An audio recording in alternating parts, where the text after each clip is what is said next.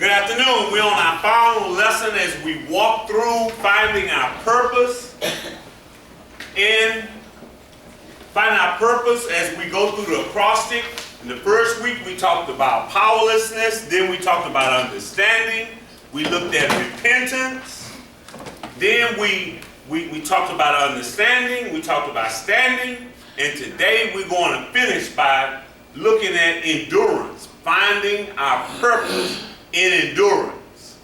And they say in this process of recovery that this is a marathon and this is not a sprint. And when you think about training for a race, don't you train differently for a sprint than you would a marathon? A lot of the reasons why we continue to fall off is because we think that this is just a sprint to get back to things that we lost. Like, I need to get my family back, I need to get a job, and so once that becomes our finish line, and once we get that, we stop. But in a marathon, you have to keep on going and you train differently. That's what endurance is. Endurance is the ability to keep going even when you are hurting and even though you are going through some things, right? I've never ran a marathon, but it looked pretty hard, right? Any of y'all ever ran a marathon? No? We got one over there. And I imagine it's hard. They say it's 26 miles or something, you know. And recovery is a one day at a time for the rest of your life process. And you can't stop when you achieve some things or you get some difficulty. And so, look at your paper. It says, let me end this series by reminding you that obedience to God's program is one of the requirements for endurance. Obedience, running the race correctly. We will not be able to endure by taking shortcuts. Some of us may wonder, how are we supposed to succeed at doing what God wants us to do? How can I endure? We have already admitted that we are powerless over the pull of our addiction. But God not only asks us to live godly lives, He also provides us with the power to do so. God is working in our lives to helping us to endure. See, we already have that power on the inside of us. It's not that you don't have it. See, if we're saved by the blood of the Lamb, the Holy Spirit resides in us. And so that means that we have the power to overcome anything that's in front of us. If you're not a Christian and you have just learned these tools of recovery, you have the power to overcome addiction. That's the good news. So either way it goes, you have the power. You have access to that power. We're not continuing to relapse because we don't have the power or we don't know how. We just choose not to use the tools that we have been taught.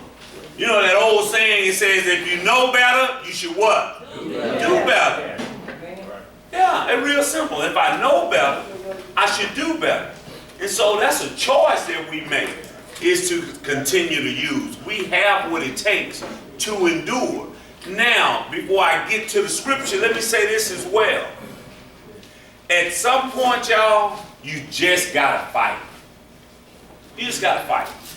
What do you mean? Every time you have a desire to use, you can't just give in. See, sometimes you just gotta fight. When you're uncomfortable, that's what a marathon is. They say in a marathon, your body starts to hurt. You feel the pain, but you keep on going. And you get what they call that second wind. It's a second wind in recovery. But we don't never experience that freedom that comes after we have went through the pain because we give in to the pain. And recovery is difficult, y'all. Don't let nobody lie to you and say that once you get sober and move home and get all of those things that you want, then it's going to be easy selling. No, the fight don't even really begin till God bless us. with the job and the house and the wife and the children, that's when the real fight comes, right? You know, that's when it comes. Because all of those things comes with problems of their own. This is probably the easiest you're going to have it is in here. And when you think it's hard coexisting with the clients in treatment and dealing with the staff, we easy compared to when you get out there. That's when it gets real difficult. That's where the endurance comes. Will I be able to maintain that normal schedule and deal with my wife, deal with my children, deal with my responsibilities, and not get high? That's the job. You know, think about this, y'all. If all of those things that you have been praying for, if God gave you all of those things today, would you be ready? A lot of times, it is those yeses that throw us off rather than the no's. You know, because the big book says on page 451, it says that the hardest place to work the program is in your own home, with your own wife, and with your own family. That's the hardest place, they say.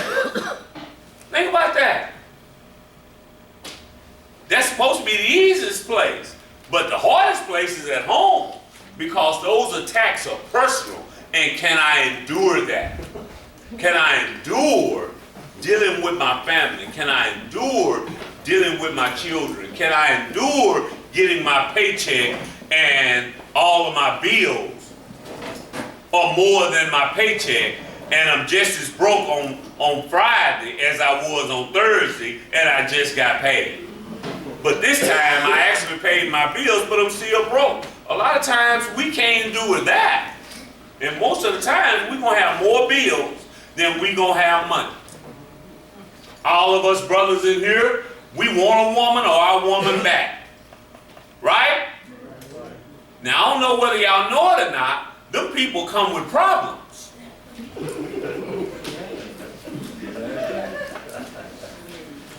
You know, I talk to somebody who mate ain't here that may be able to answer that.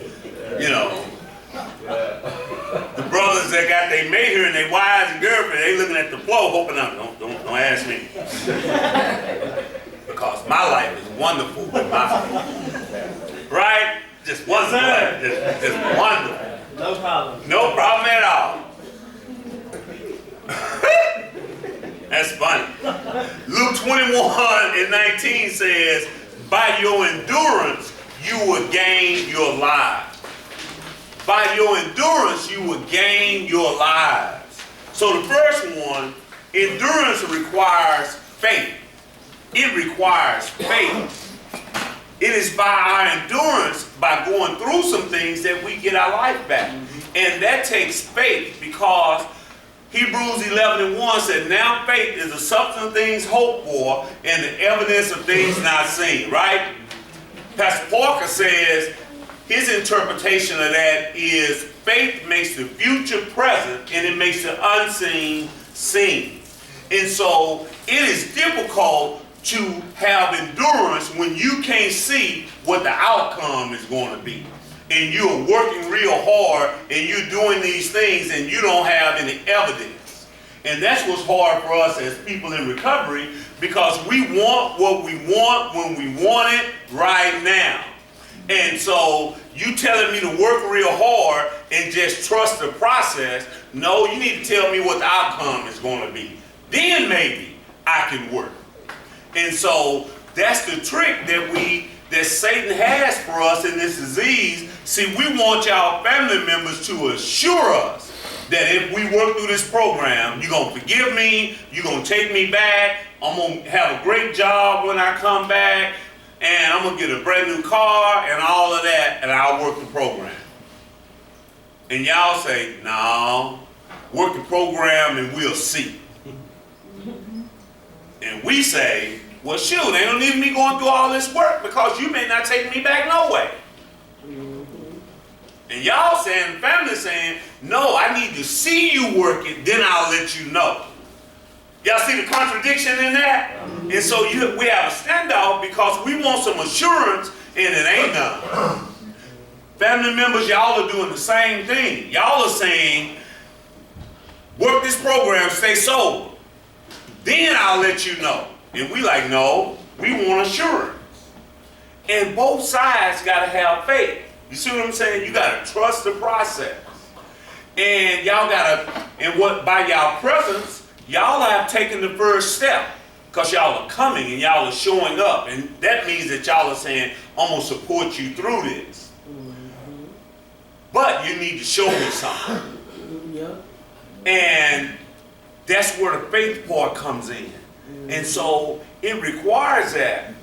But there is no guarantees in this thing called recovery. It's just not.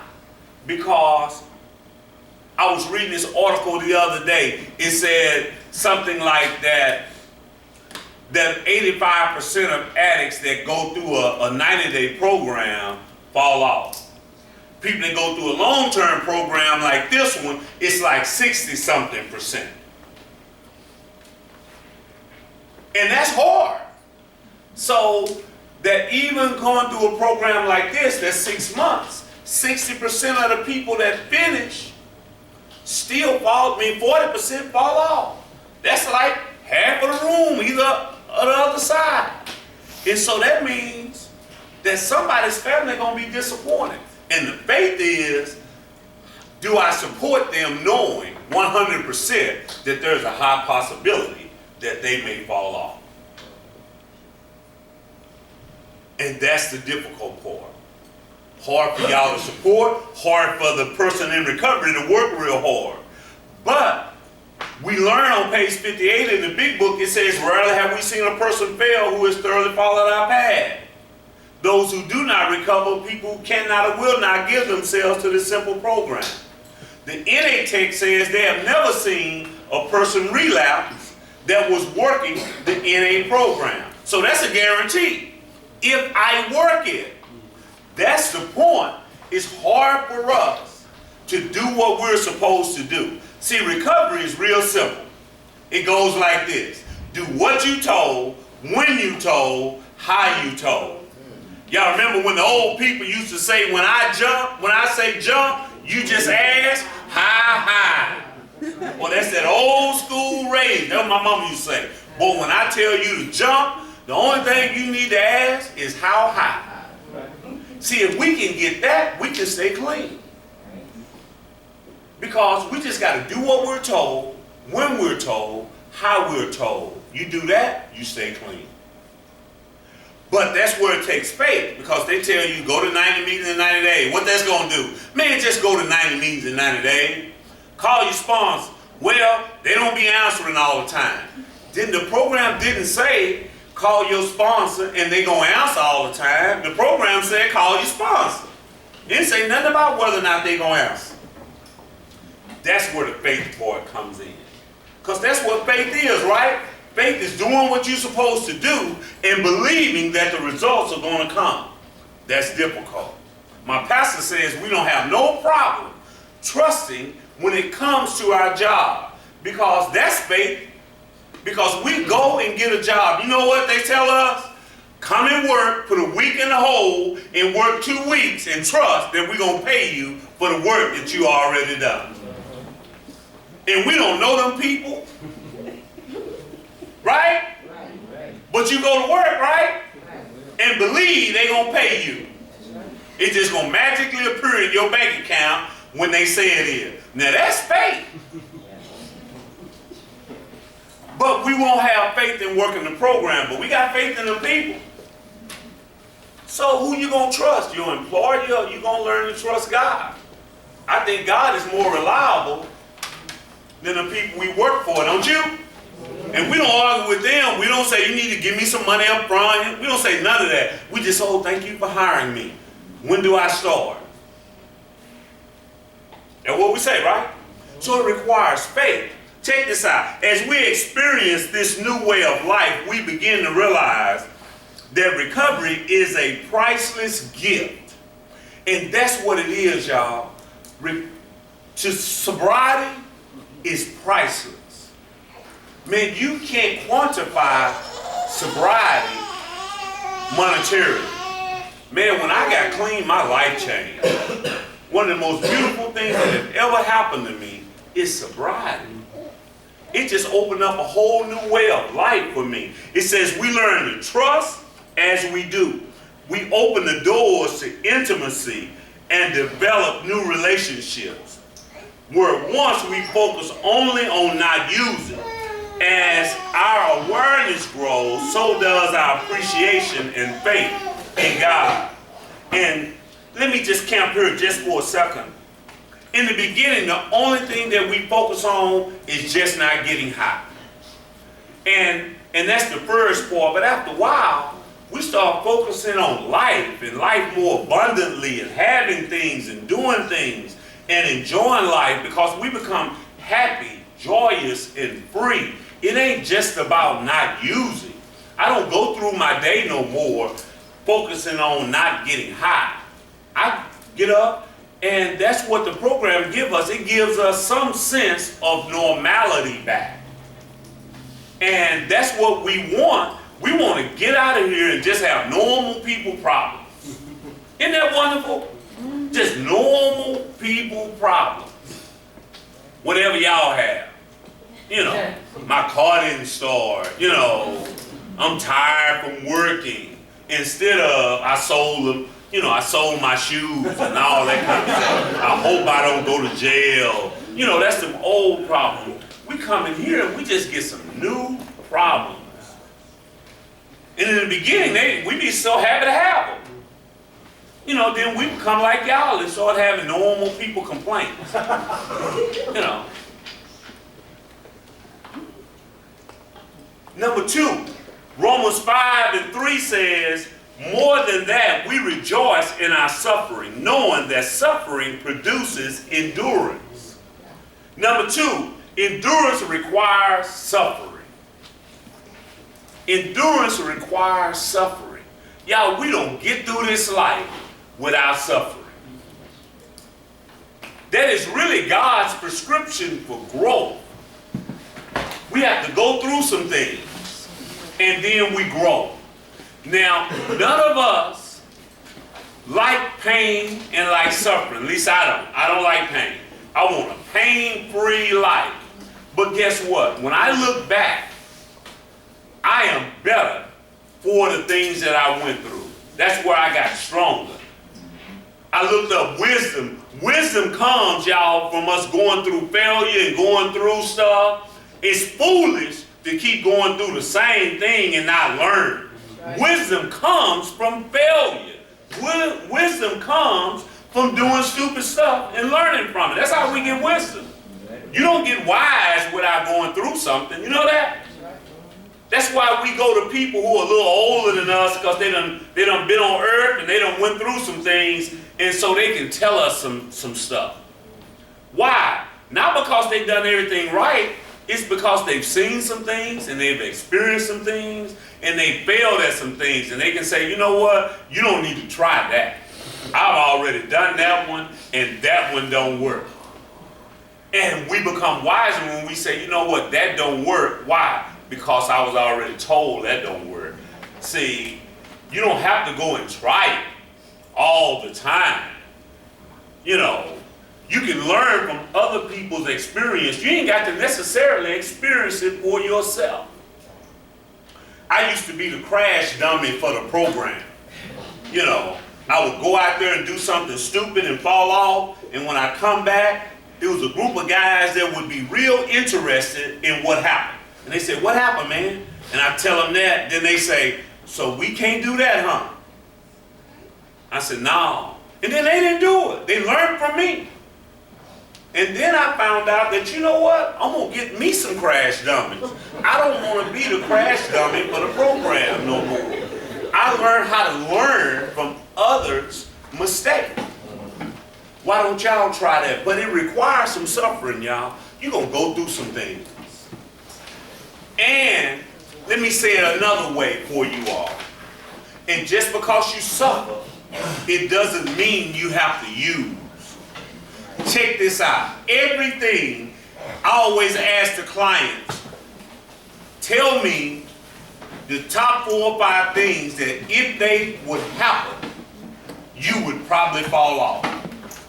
And you know what they say? If something happens to my mother, if something happens to my children, if something happens to somebody in my family, and I said, you got a 100% guarantee that all that's going to happen. Now what you going to do? Because something going to happen to your kids. I don't know what, but something. The natural order of thing is that your parents die before you. Right? And so we got to learn to go through those types of things without using. That's the beautiful part of it. But you're going to suffer. But we got to go through some stuff. And say, no matter what, I'm not going to get high. That makes sense? Yeah. Because we look for excuses. Now, we don't want them things to happen. But I done seen a lot of brothers go through this program and their parents die. And we rally beside them and they walk through that without getting high. I done seen brothers go through divorce. I done seen people where something happened to their children. They lose their job and they walk through it clean and sober. That's called suffering. Now, those are the worst case scenario, but sometimes suffering is just we looking for a job longer than we want to look. We're not making the kind of money we want to make. But whatever that suffering is, you have to realize that God allowed that in your life to grow you and to mature you, not to take you out. That's the process. You see what I'm saying? Because we get stronger by going through something. If we were lifting weights and you start out and you got 50 pounds on there and you lifting it, you know what we say after a while? Put some more on there. Right? Ain't that what we say? And we master that and we say what? But we don't say God, we don't tell God when we're going through something and we get to some level of maturity, we don't say, God, put some more on there. How many of y'all have done that before? Say, God, I need to grow some more, put some more pain and suffering in my life so that I can grow. That's the only area we don't want to grow in. We want to grow, but we don't want the prescription. Because I don't say, Lord, I really want to get close to you. Put some more pain in my life. But guess what? I am the closest to God when I am going through something. I pray more fervently. I read the word more fervently. I come into church and worship. As soon as it starts going good, I slack up. Any of y'all in here like me? I kind of slack up then. And since he wants a relationship with me, he allows stuff into my life to draw me back to him. Because I ain't got sense enough how to stay there without him. Just me. I know y'all not like that. But endurance requires suffering, y'all. We got to learn how to go through it. We got to learn how to go through it and keep going. This is a 6-month program, y'all. And it's a hard program, so y'all family members say. You know. And they have to endure. And y'all do too. Check this out. I'm going to try to hear it. Part of the endurance is this. What happens when your family members start to look good and sound good, that's when you want to draw them out. And you don't want to endure the rest of the process. Just like them.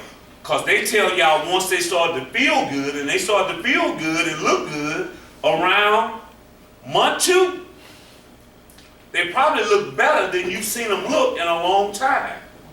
Because they done gained all their weight back, their skin done cleared up, and y'all be like, wow, you back, baby. You back. And endurance is, can I stay in the race once I start to look good? That's when it's hard. When I get my appearance back and I get my family back, can I endure? In the How and Why on page 33, it says, recovery doesn't exempt us from having to live through painful situations. When such things happen to us, we hurt, and no amount of spiritual awareness would take our pain away. We do find, however, that the caring presence of God helps us through our pain clean. And that's what I was talking about. But being in a relationship with God don't absorb us from feeling the pain. Working the steps don't absorb us of feeling the pain. We just get to realize that He is with us. I'm going to a 7 o'clock Bible study on Tuesday mornings, 7 a.m. Take me about 45 minutes to get there. It's at 7 a.m. That's some endurance within itself. But anyway, we're walking through the book of Daniel. And this past Tuesday, we was talking about, we was on chapter 3. And we know the story about the 3 Hebrew boys, and they did not bow. But guess what? God did not absorb them from being thrown into the pit. He just got in there with them. That's what this is talking about. It don't absorb us from it. God is just with us. And we have to learn how to have that as enough. And sometimes we want God to do things that's not in His nature and in His character, because we want Him to absorb us from going through things. I just want to tell you, that ain't how it works. That makes sense? Colossians 1 and 11 says, "May you be strengthened with all power according to His glorious might, for all endurance and patience with joy." Number 3, first we talked about what it requires. Now we're going to talk about what it produces. It requires some things and it produces some things. Endurance produces joy. It produces joy. Because when we complete something, we experience our greatest joy, right? You know, that's why at high school graduations and stuff, parents are shouting and the kids are happy. Why? Because it was kind of hard to get them through. My last child didn't look like that brother was going to make it. At graduation, I was already prepared to shout. I'm so glad my name is Bussey, because I don't know what I would have done if my last name would have been Zane or Williams or something. Because when I walked in the door, I said, whenever they get to the B's, I'm going to act out. And the people, you know, they always stand up there and say this crazy stuff. Hold your applause to the end. The people didn't know what I done went through trying to get this dude through high school. Ain't no way in the world I can wait to the Williams. My name is Bussey. When they said his name,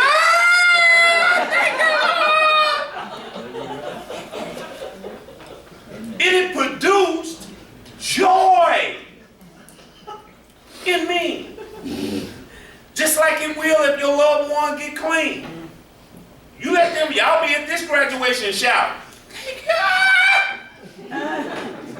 Crying. Because this is a long time coming. That's why most of the time when I meet y'all, y'all crying. Because y'all be like, can you just help him?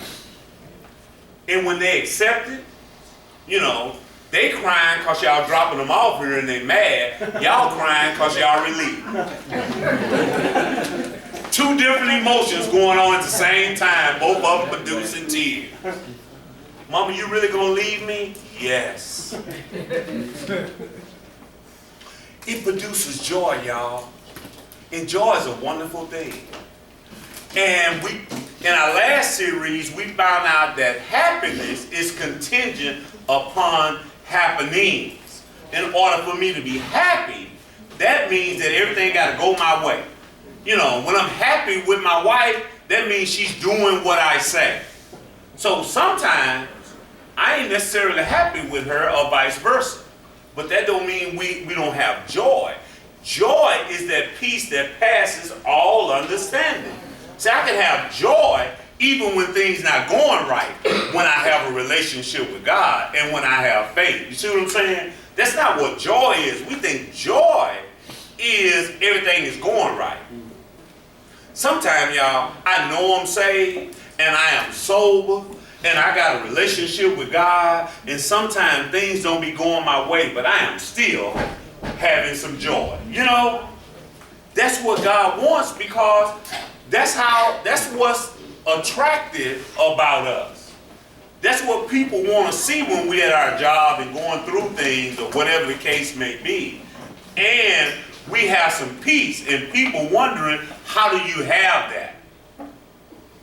You understand that? And they wonder how you keep it together. You know, I've watched some brothers go through this program, and I've watched them go through some things in life and stay clean. And that's when I know they got something going. When my wife and I went to see Pastor Parker, we went to her pastor for premarital. We were supposed to have been just going to him to talk, but it turned into a counseling session some kind of way. But and he talked about the possibility of me falling off. And what he said to her was, I have seen him go through some things. I can't guarantee that he's going to stay clean. But what I've seen this brother go through some things and stay clean. Is that what he said? And so that way I have some trust. And so she had a little relief, I hope. You know, I didn't think he should be talking about, you know, that wasn't his job in there in that meeting, but, you know, talking about relapse, he's supposed to be in there telling her, I'm the greatest thing since sliced bread. But I guess since he's the pastor now, he's supposed to tell the truth or something like that. But that's what produces the joy, y'all, when we can go through some things and have some peace. That makes sense? Because we can't get thrown off every time.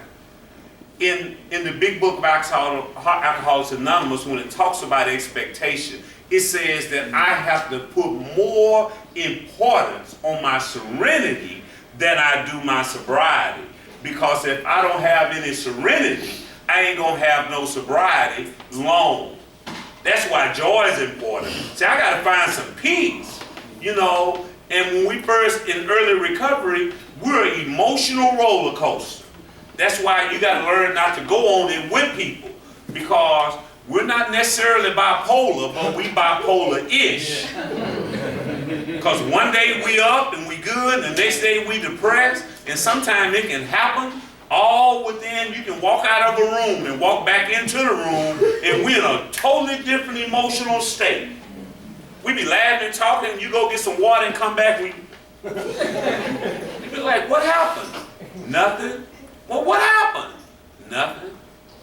I just don't feel, that ever happened? You ever seen him? Just do like that. Couples are funny. It's hard balance between telling the truth on your mate and being a loving, supportive mate. You don't know which one to do. You know, do I tell the truth now? Or do I say, oh no, my man is strong and just as level and just as smooth? Then get out to the car and say, baby, you know I didn't tell the truth. I ain't want to front you. Hebrews 10:36. For you have need of endurance. For you have need of endurance, so that you may do the will of God and receive what is promised. We have need of that, y'all. Endurance produces a reward. It produces a reward. And we all like an award, don't we? That's why you see people when they make that marathon race and they go through, even though they might have been tired, but then they still celebrate, tired or not, because they get the crown. See, I had a competition last week with a 7-year-old, a cheerleading competition, and I hugged her out, and I got an award.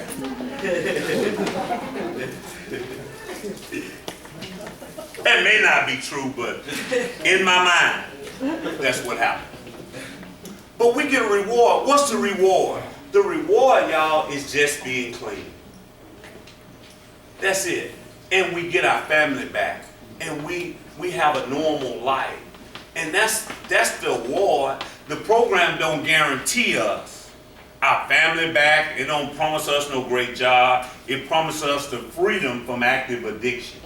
But we see we do get that back. We're looking at this brother over here, you know, he got a family, he got a baby on the way and doing well. That's the reward, but that just don't happen all the time.